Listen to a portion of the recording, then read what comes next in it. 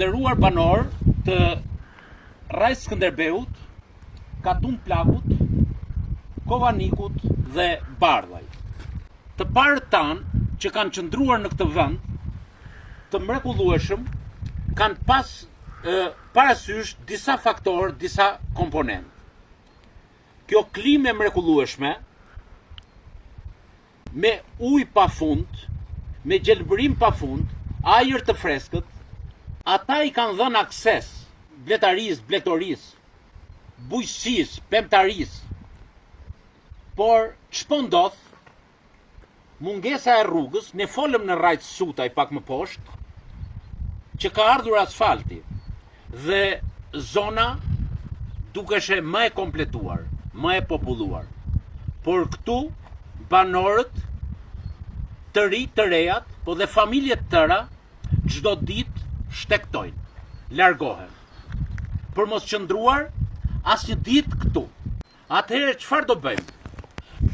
Do ta lejojmë të gjendje të rëndë apo do ta ndalojmë të hemoragji?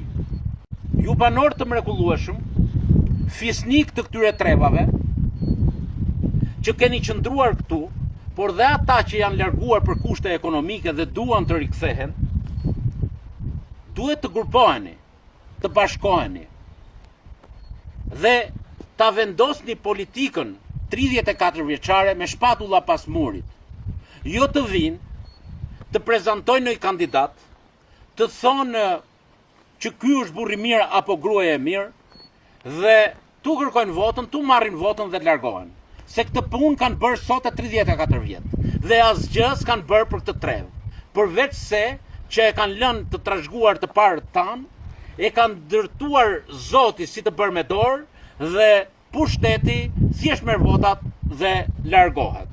Shiko sa bukur janë ndërtuar shtëpitë me sistem. Shiko sa bukur janë varkmalet të mbuluara me pemë të larta, me lëndina. Mali i Shebenikut, edhe pse jemi në muajin prill, është i bardhë nga dëbora. Pra, në qoftë se ne do të bëjmë atë që duhet, që kemi të parashikuar në planin tërësor zhvillimor, do të kthejmë vëmendjen.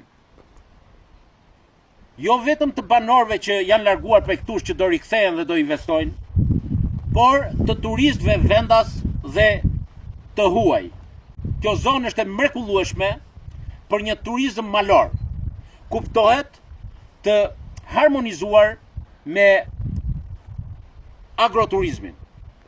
Pasi, fermerët e këtushëm mund të prodhojnë një kulinari dhe gastronomi mjaft të pasur. Mbas 12 majit, në qoftë se do më krijoni mundësinë me votën tuaj që të jem në parlament,